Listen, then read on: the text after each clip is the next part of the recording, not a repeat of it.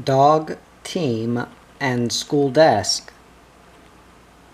Phyllis M. Taylor. Chapter 1. Adventure Ahead. I was wearing a new outfit, and I felt on top of the world. The long, loose gray winter coat, the gray velvet turban with scarf-like ends to tie round the face, the gray suede snow boots, lined with lamb's wool, though somewhat anticipating the season, all combined to infuse into me a feeling of confidence. My friend Charles stowed my bags on the rack of the railway carriage, and we made our farewells. The guard blew his whistle, the engine snorted a few preparatory chuffs, and the train started to move. "Goodbye," shouted Charles, running alongside the carriage. "Write often, and don't eat too much blubber." I laughed and sank into my seat. Now at last, after the days of sudden activity, the farewell visits, the feverish bouts of last-minute packing, I had time to collect my thoughts and contemplate the future. I was actually bound for the top of the world, 3,000 miles across the Atlantic, 3,000 miles across Canada, 2,000 miles northward to AKLAVIK, according to the geography books, a fur trading settlement exactly 69 miles north of the Arctic Circle. I was on the brink of adventure. How on earth had it evolved? It had originated, of course, in that audacious impulse which years earlier had prompted me to insert an advertisement in the personal column of a Canadian newspaper. Frustrated by the humdrum trivialities of life in a civilized setting, I had yearned to be a pioneer. Jostling the city crowds, I longed for elbow room, for open horizons, and a chance to battle with nature. The outdoor types among my acquaintances at that time had had no higher qualification for the title than a mere record of Saturday afternoon attendance as spectators of football matches. I wanted something more elemental, a man who could fell a tree or hunt.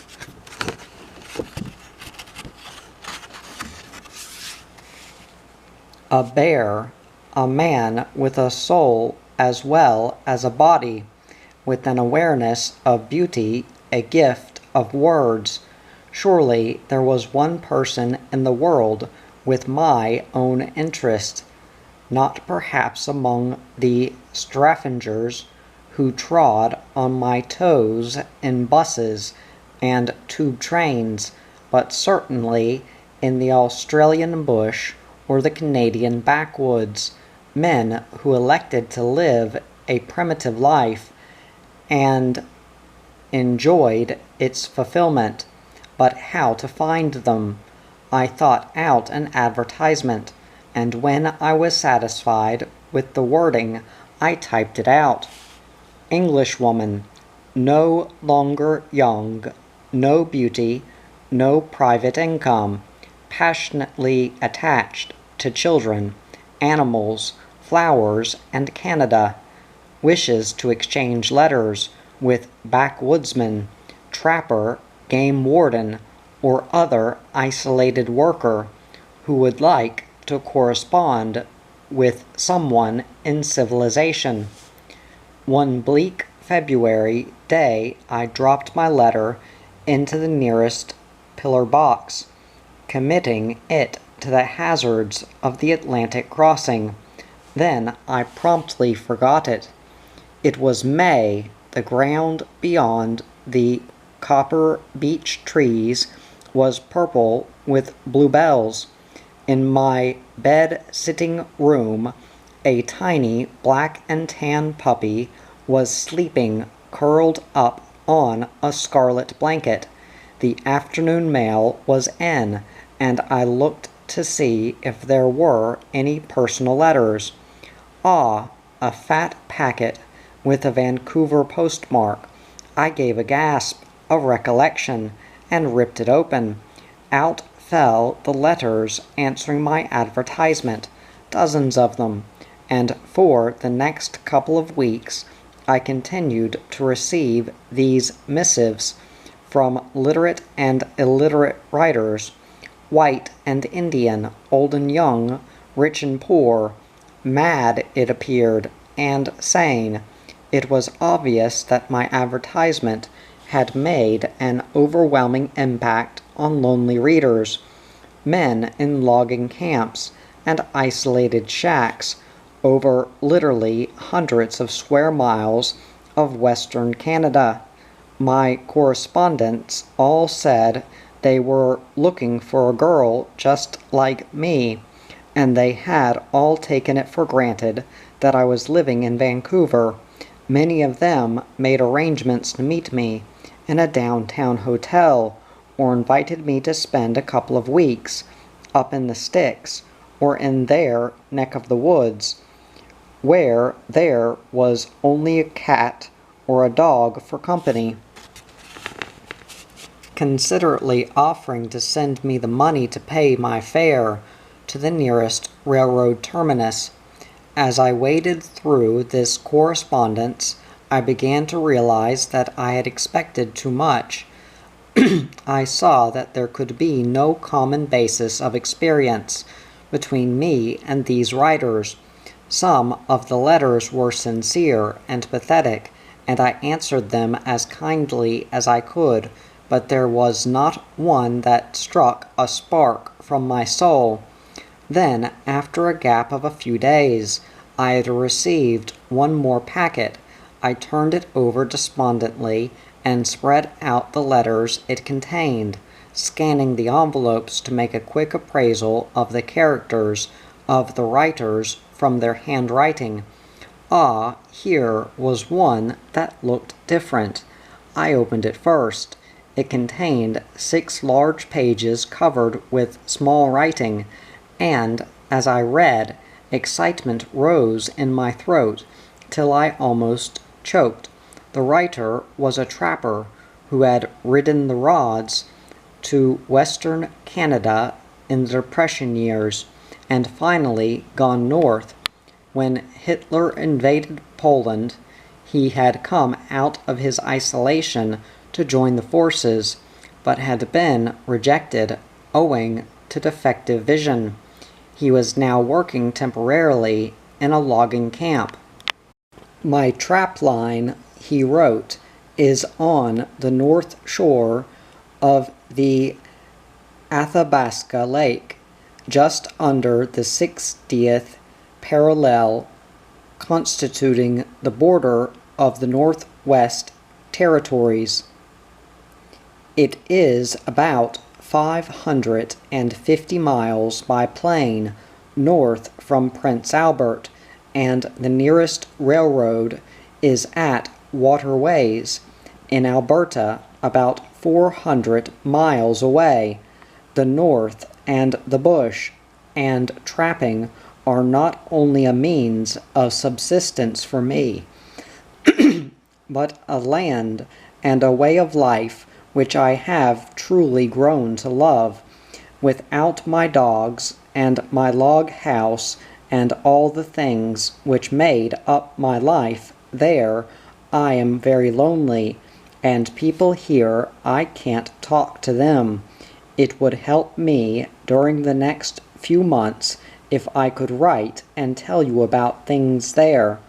I'm rather afraid that you won't care to correspond with a man who hasn't any intentions other than a desire to write about those things which are apparently of mutual interest. but it would be a great favor to me if you did. I certainly would like to correspond with him. I could not wait to take up my pen. I have seen the caribou migrate," he went on, "every fall and spring, in herds that pass by 3 or 4 days. Nobody yet knows how they find their way. Certainly some of them have never seen a man, for they will gather round me and stare at me in mild surprise. I raised a team of huskies, and on leaving the north brought 2 out with me, but they stole chickens and chased cattle, and did not appear to like the climate, so I shipped them back to my partner. I am more than ever lost without them. The northern lights in winter hang low across the sky, and undulate like a fringed curtain in a breeze. I have trapped mink and foxes, muskrat, beaver, and lynx. Timber wolves are at times plentiful, following the movements of the caribou, but they are almost impossible to trap, and much too wary to expose themselves to a rifle shot. If you are interested in personal details, I am 30 years of age, and as for my appearance, well, at least my dogs do not seem to mind it.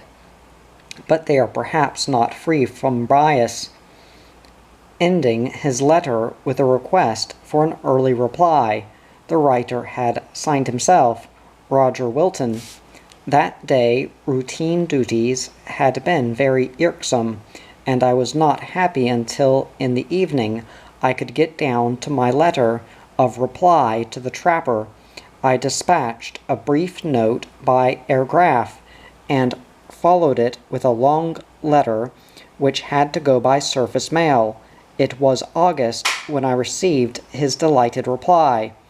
He told me that my airgraph had come right out of the blue, long after he had given up looking for an answer. He, too, had assumed I was living in Vancouver. It seemed he was not enjoying his enforced contact with civilization, the outside, as he called it. Everyone outside, he said, appears slightly touché.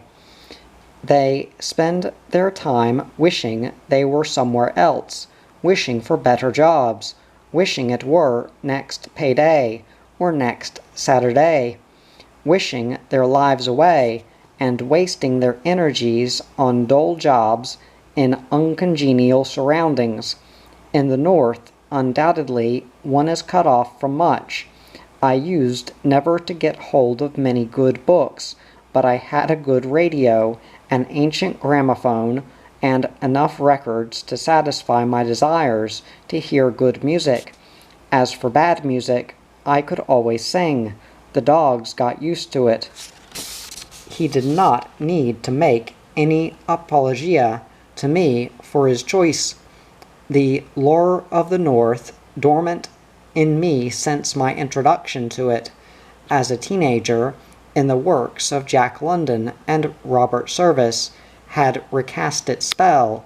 I longed to see the dog teams and the snows. Chapter 2. The Lure of the North.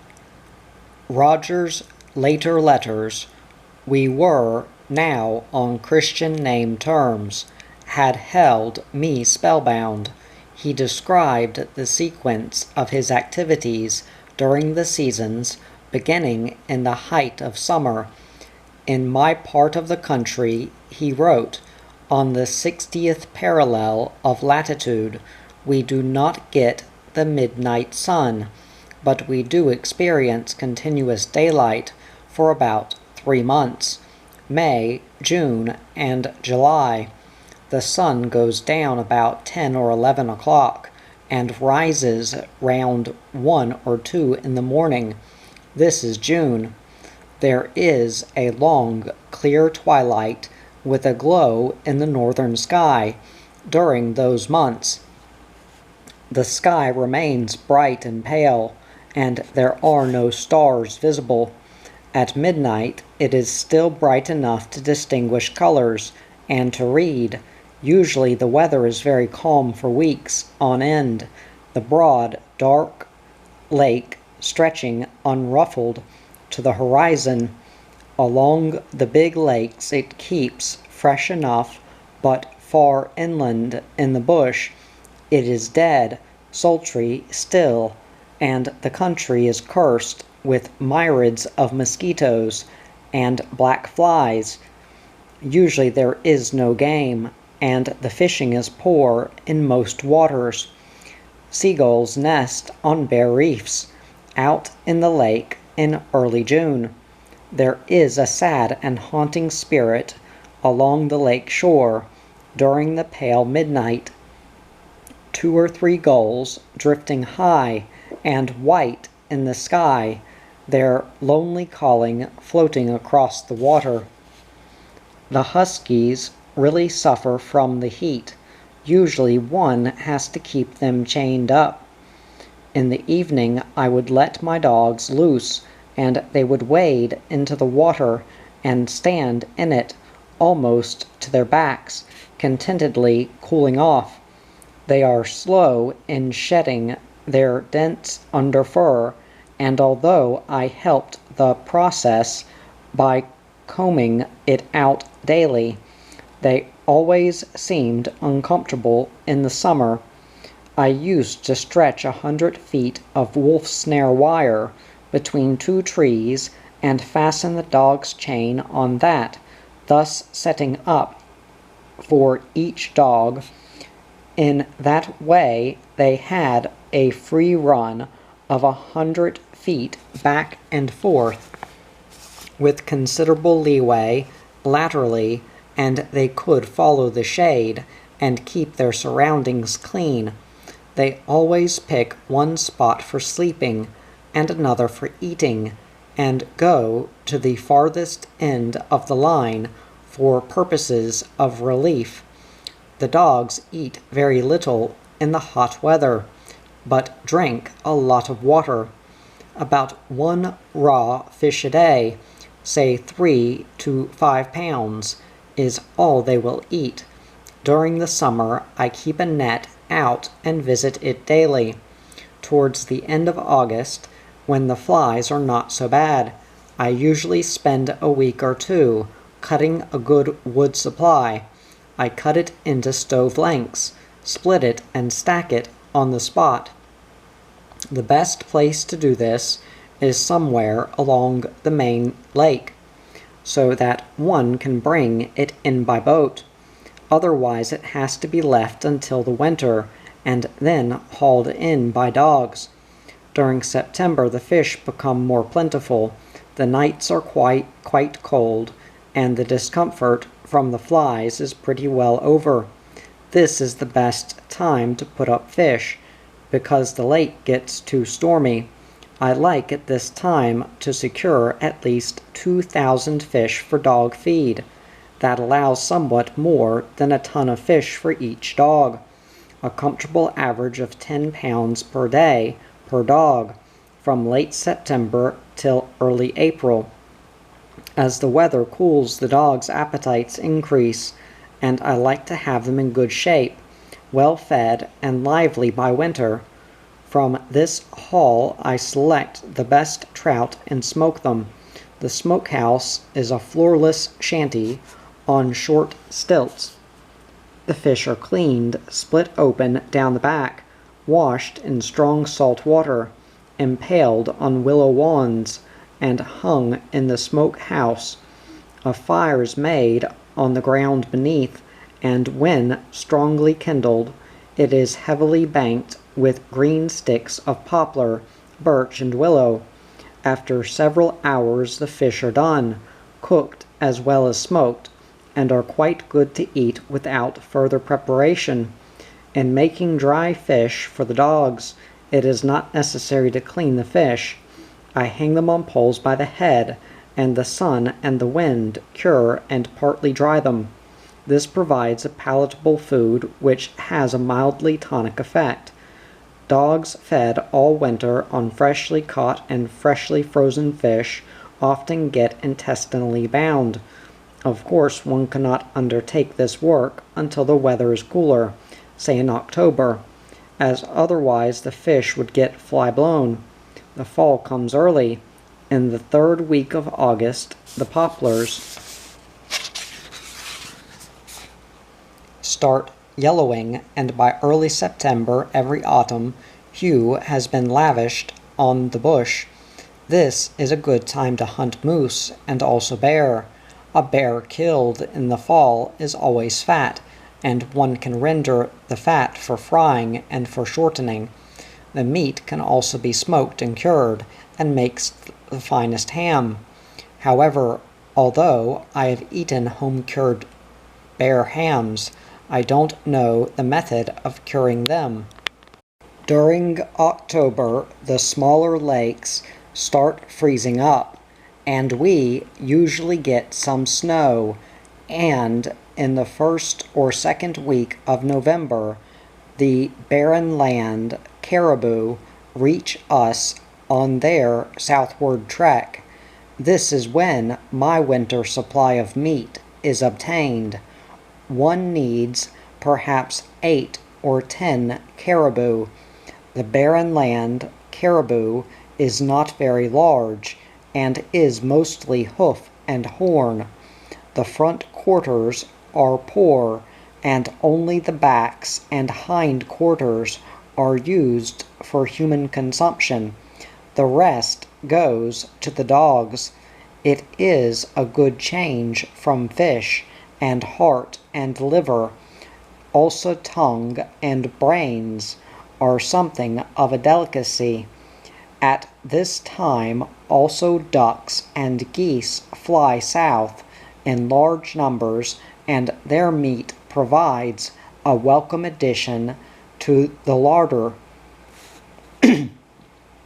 If you have not got your winter's meat by the time the main herd of caribou has gone, you can forget about it, for there will be nothing more except rabbits and ptarmigan.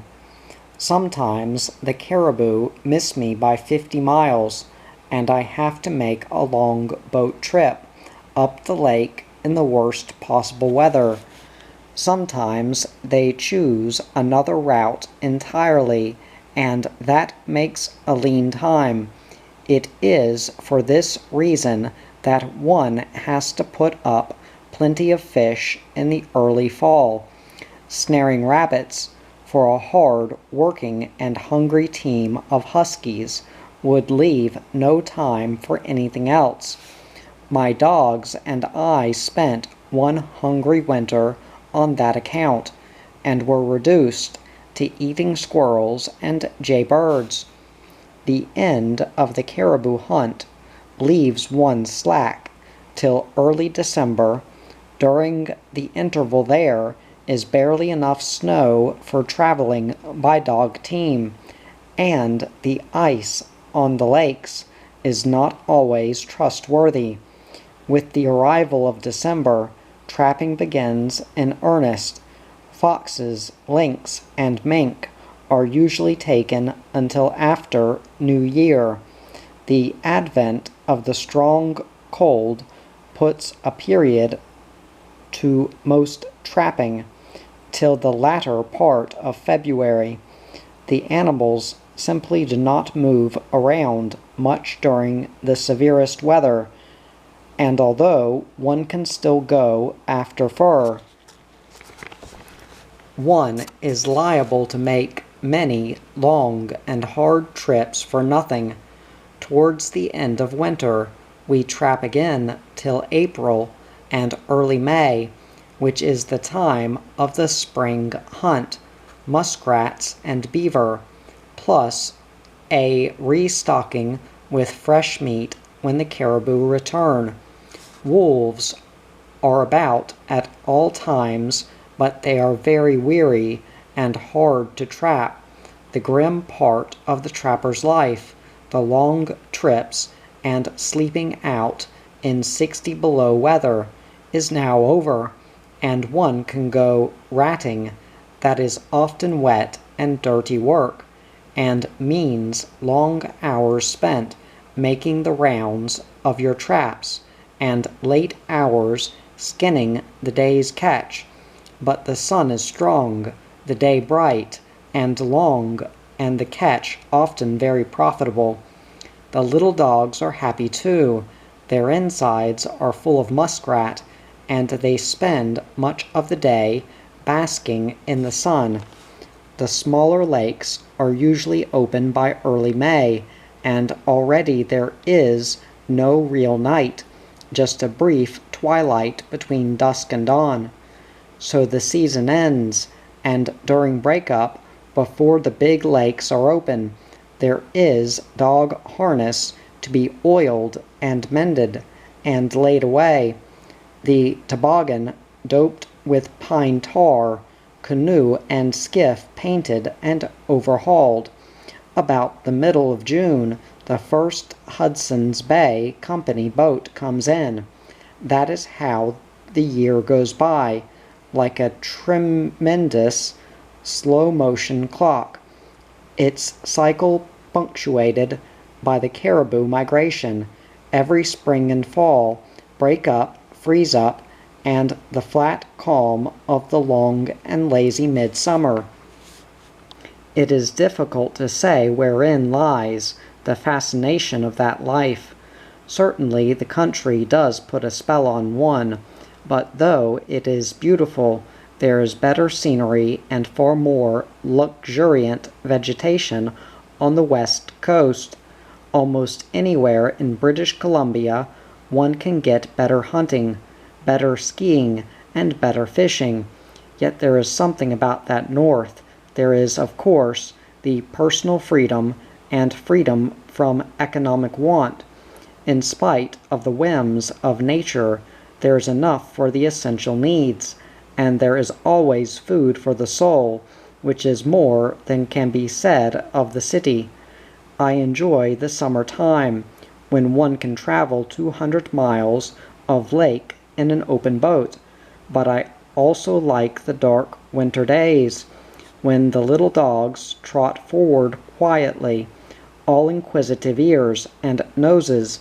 Sometimes during freeze-up, about the time of the first snow, I have heard in the evening a very low, soft howl, almost a cooing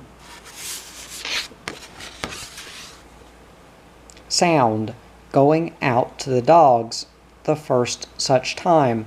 I realized that they were just singing happily. In the darkness, the windows were yellow with lamplight, the fish racks full and heavy, the meat cache loaded, and the wood pile as high as the house. Underfoot, the new snow was soft. Why shouldn't even a dog sing? By the time I had come to the end of this long letter, I had decided that my correspondent was a very unusual person. He wrote with the inspiration of a poet. My interest now was not merely in the life he described, but in the personality of the man who lived it. Was there any possibility of his ever coming to England, I wondered? If not, I must somehow contrive to get to Canada, for meet him I must. Meanwhile, I plied him with questions, which he answered at length. "You asked me about my dogs," he wrote. "I raised a litter of 4. The Mounties have 2 now, Ginger and Goldie. The other 2, Star and Hector, are at Fort McMurray. Diane came in as a stray, and on leaving I had to shoot her. To kill your friend seems a terrible thing afterwards. Star is of a light color, neither white nor buff, with a tightly curled feather brush of a tail. He is a very lively animal, very obedient, and would pull his heart out if you let him, in harness. He tries very hard to say hello. I always approach him saying, "Hello, Star, hello, hello." He stands on his hind legs, chained up, waves his front paws, and after a few preliminary hoots and bellows, says, "Hurro, hurro." He is always on springs and enjoying life. When I am following the trap line on foot, he accompanies me, inspecting all the snares and traps without forgetting a set, and he will pull any dead rabbits from the snares and bring them to me. These he guards from the other dogs. He never attempts to eat them himself, though I only snare the rabbits to feed the dogs. From each one I give him his own special tit-bit, the heart, liver, and lungs. It only makes a spoonful, which he accepts very delicately from my fingers, and then downs with much lip-smacking. Hector evidently believes there is a rainy day coming. I feed him and Star together. Hector invariably selects a few pieces to put away for future reference, and then shares the rest with Star. Hector shows the wolf blood very strongly.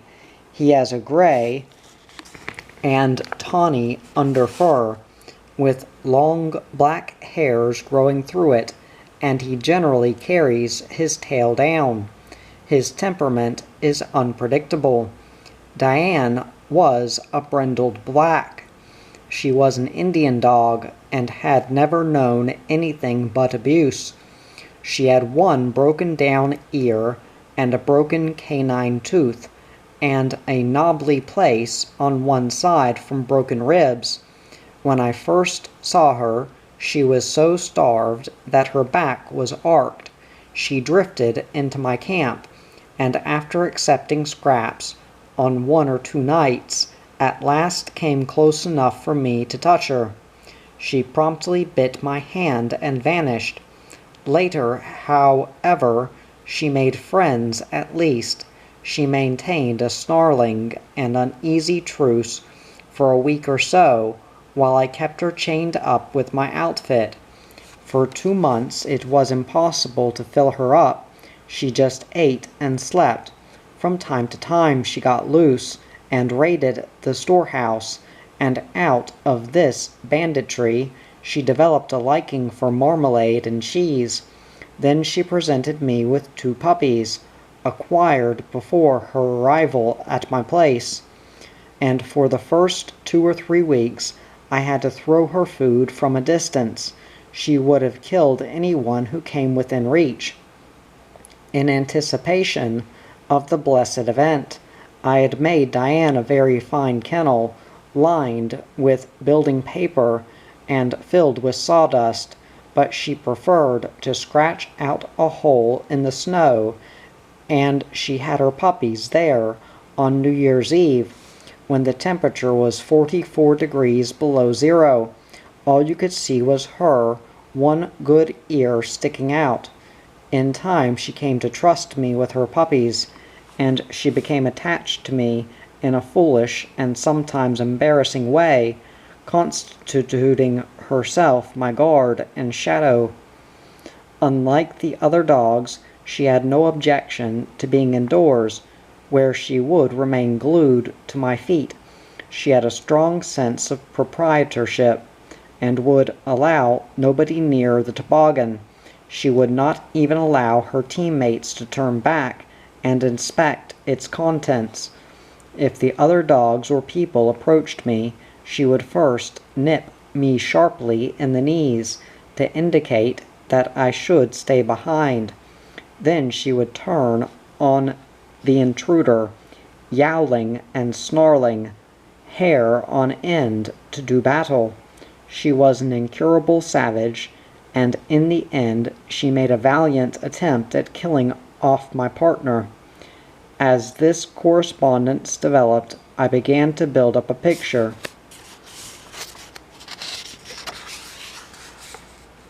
of the writer He was a man of unusual sensitivity, especially in his appreciation of nature. This was a rare quality. Small boys find an inexhaustible source of entertainment in the fields and woods. It had been a disappointment to me to discover that as they grow up, most of them discard these interests, preferring then to spend their leisure time around the billiard table or in the bar. Roger appeared to be different, and I was eager to meet him. The impossibility of travel at that time, together with domestic responsibilities, kept us apart, and as the years passed, it became obvious to me that if we were to meet, I should have to take the initiative. After the death of my mother, I decided to take the plunge. I had enough money to pay my passage to Vancouver, and I embarked on a visit to my uncle, who had lived there for 40 years, anticipating that once I had set foot on the same continent as Roger, somehow the opportunity to meet him would present itself. Alas for my hopes! Roger had by now returned to his beloved North Country, and was established in Aklavik, near the 70th parallel of latitude. I found that the return fare to Vancouver alone was the equivalent of £100. This put the hope of rendezvous out of the question. My visit extended itself to a 2-year adventure, in charge of a log cabin school in the mountain of British Columbia. Then I reluctantly prepared to return to England. The night before I left Vancouver, I heard a sermon preached on a Dominion Day theme.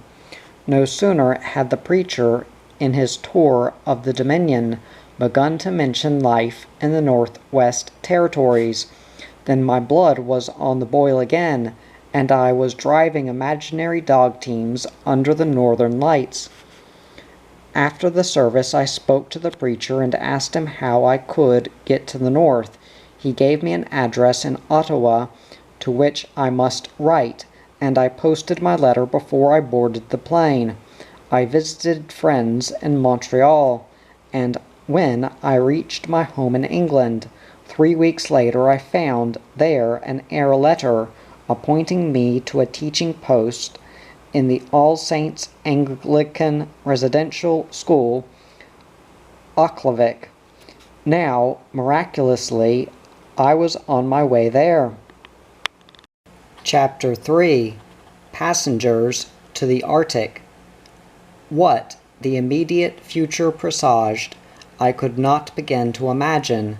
As the train sped through the night towards Liverpool, I tried to visualize my new environment. How, I wondered, does one teach school in an igloo? And what does one live on? I was told that whale meat had been considered palatable in England during the war. The Atlantic crossing was a stormy one, and I was, for the first time, so seasick that I lay on my bunk, longing only for the promise of dry land. When at last we disembarked, I went on to Ottawa, where I was to be interviewed and instructed with regard to my new post. The school to which I had been appointed was a mission school. I pointed out that I had had no training as a missionary and no boarding school experience, but a teacher was needed so urgently that the authorities were demanding only good references as to character and full professional qualifications. My fare from Ottawa to Aklavik would be paid, and after I had served for 4 years in the school, my return fare would be paid to bring me back to civilization. This provision daunted me. I was unwilling to commit myself to a post unseen for a period of 4 years, so I undertook to serve for only 1 year initially. If I wanted to leave the post at the end of that year, I should have to pay my own way out. The contract was signed, and I was told that time was short. Edmonton, where I must board the plane for the Arctic, was 2,000 miles away, 3 days and nights by train, and the last plane before freeze-up would be leaving on October 6th. It was now the end of September. The weather was still warm enough in Ottawa for the wearing of summer clothes, but when I boarded the train, I should take leave of my trunk, which was going on as baggage, and which I should not see again until I reached Aklavik. Presumably, by that time I should need something warmer than cotton dresses, so I had to go to the Canadian National Railway station in Ottawa and unpack my trunk on the spot, taking out the ski suit and winter coat and underwear, and putting in the summer clothing which I was carrying in my suitcase. It was lucky that I did this. My trunk did not arrive in Aklavik until July the following year, when the first boatload of freight from the outside came down the Mackenzie River. I left Edmonton for Aklavik by Canadian Pacific airliner on the first Friday in October. The aircraft had accommodation for 20 passengers, but only 6 seats were occupied. The rest of the space was taken up by freight, including dozens of huge sacks of mail. The air hostess was very attentive, dispensing blankets and pillows, chewing gum and periodicals, hot drinks and sandwiches at frequent intervals, and the noise of the vibration from the 2 engines of the plane was not noticeable, so that the passengers could converse with each other without undue difficulty. For 100 miles or more, the plane flew over prairie and forest.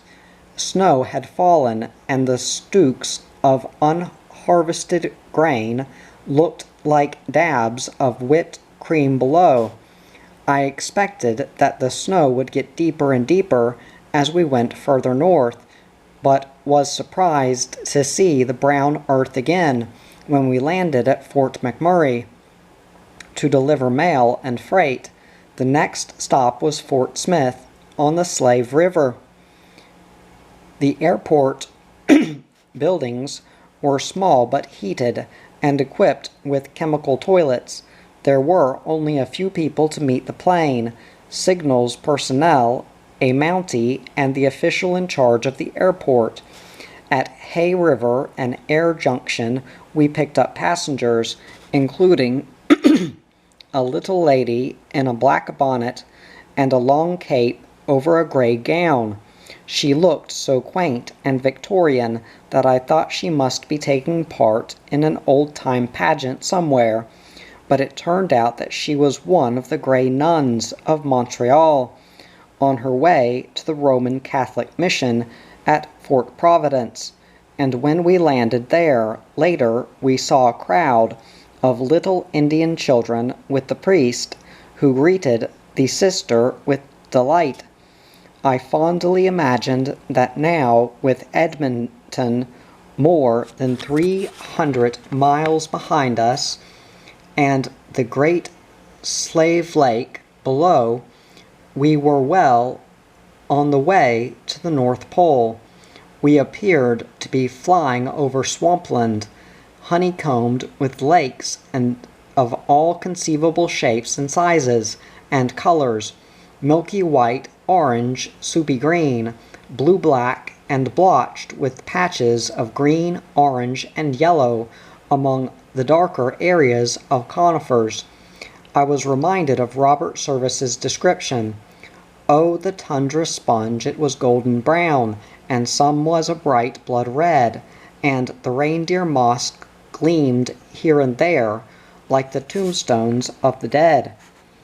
It would not be long now before I saw it for myself. After about 7 hours of flying, we landed at Norman Wells, and I found, to my embarrassment, that passengers to Auckland must stay here overnight. This was because Norman Wells was the terminus for land planes, and the airports from here northward were actually on the river, so that traffic must be specially equipped to land on water in the summertime and on ice in the winter. The remaining 500 miles of our flight was to be made in a little Norseman plane. I had not budgeted for this stopover and was at the end of my resources. Norman Wells is a company-owned oil town. As we disembarked from the plane, some big men in the group awaiting our arrival gave a sudden bellow of welcome and rushed to seize the other woman passenger, swinging her clean off the top step onto the ground. I thought for a moment that they were woman-hungry, rugged characters and would follow suit with me, but I was disappointed. They were merely expressing their delight at the return from holiday of one of the company's cooks. After a bouncy truck ride past the Air Force camp and the oil storage tanks, we came to the residential main street, where there was a lush growth of flowers in the little gardens round the cabins, marigolds and eschscholtzias, cornflowers and clarkias, sweet peas and nasturtiums, and behind were potatoes and greenhouses in which tomatoes were ripening. I began to revise my ideas about diet. There were other surprises in store. In anticipation of low temperatures, I had taken the precaution of providing myself in England with an expensive goose-feathered sleeping bag to keep me warm at night, but I soon found myself accommodated in a cabin with hot and cold running water, water closet sanitation, electric light, and laundry equipment, and with spotless linen on the bed. The first thing I did was to turn off the heat in the gurgling radiators, as the high temperatures was more than I could bear. I learned later that the whole camp was heated by steam, which was manufactured in the oil refinery and piped all over the town through enclosed, insulated wooden tunnels called boxes. The steam circulated in the bungalows, not only through the radiators, but also underneath the floors, so that the buildings were much warmer than stone-floored English houses. It was this heating system also which ripened the tomatoes. Gardening in Norman Wells presented problems undreamed of by the outside gardener. There was only a superficial layer of soil on the ground, and below it to a great depth an ice cap which was a glacial remnant from the Ice Age. This was called the permafrost. Oil drills in the district had penetrated the permafrost to a depth of 160 feet, while on Great Bear Lake the subterranean ice was 345 feet thick, and in Auckland it was estimated to persist for 1,000 feet. It was not only the gardeners who had problems to contend with on account of the permafrost. It had been found that the circulation of steam under the floors of the houses tended to produce a certain amount of thawing on the ice, so that the foundations of the houses would sink in time. To allow for this, a second floor was built over the original one before the building was completed. As this was the last flight of the season and other premises were closed, the passengers were to be accommodated for meals in the mess hall, with the employees of the oil company. There were not many women among them, and the communal dining was probably devised to relieve individuals of those chores which take up so much time in civilization. But a house is not a home without the activities of the kitchen, and when I was told that the chief enemy of happy living here was boredom, I could understand the reason. The mess hall was an attractive room lit by fluorescent lighting and painted in pastel colors. The cooks and waitresses wore starched uniforms of turquoise blue with white aprons and caps, and the food was abundant and most appetizing: fried salmon steaks with homegrown potatoes and canned corn and other vegetables, followed by pumpkin pie and coffee with cream. The planes brought in supplies daily from Edmonton. For breakfast the next morning we had peaches, cooked cereal, griddle cakes with maple syrup, fried bacon, and toast or muffins with butter and marmalade. When it came time to pay the bill, I was ashamed to confess that I had nothing left in my purse except 5 cents, and was much relieved when the official said he would charge it to the mission, who would doubtless recover it out of my first month's salary. After breakfast I went to inquire when the Norsemen would be taking to the air. There was some uncertainty as to whether the journey to the Arctic coast could be completed. "Is there something wrong with the plane?" I asked. "The pilot is afraid of ice," they replied. "Ice!" I exclaimed. There was no sign of ice. The weather was quite warm. The gardens were full of flowers. I must go on. "Can you type?" they asked, and I nodded. "Then you could get a job here," they said, "very well paid, and go on to Auckland with the first plane after freeze-up." "When will that be?" I asked. "Around Christmas time," they replied, and added, "We're dependent on the weather here, you know." "But what's the matter with the weather?"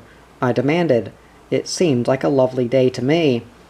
It had to be explained to me that the Norseman was still fitted with pontoons for landing on water. If ice was forming on the river, it would not be able to land.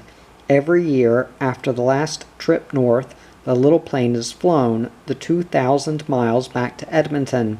The pontoons are exchanged for skis, and when the ice downriver is thick enough to support its weight, the plane can start on its winter schedule, shuttling the mail backwards and forwards from Auckland to Norman Wells once a fortnight. At last, after receiving satisfactory reports of weather conditions downriver, the pilot decided that he could attempt the trip, so the two of us, who were passengers for the Arctic, went on board.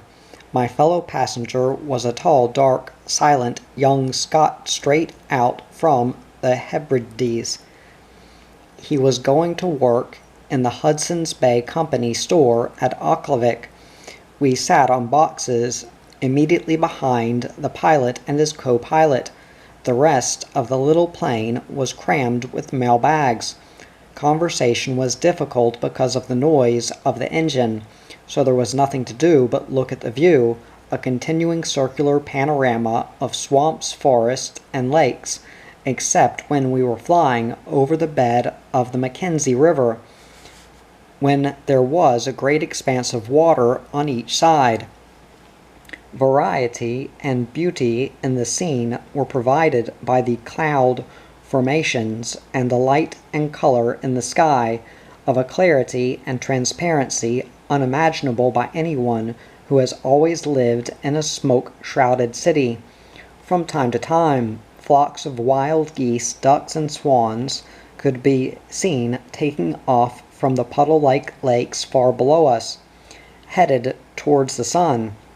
Once we ran into a diaphanous veil of floating cloud, and as we roared along, a miniature shadow of the plane in the center of a little circular rainbow kept pace with us. Absorbed with my thoughts, I did not notice the passing of the hours. The pilot had decided that he must not risk the detour to deliver mail at the intervening settlements of Arctic Red River and Fort McPherson, but must go direct to Auckland and, after refueling, fly back to Norman Wells immediately. So we were 4.5 hours in the plane, and I had become so much resigned to the monotony of the view that I was astonished when the plane banked steeply and we went skimming down towards what looked like a cluster of white dolls' houses with red roofs. The roads leading to the river were scurrying with little ant-like figures as the town's inhabitants ran to the river bank to meet us. The plane circled over the town site of Auckland and then taxied along the water of the Peel Channel to the landing stage. I had arrived.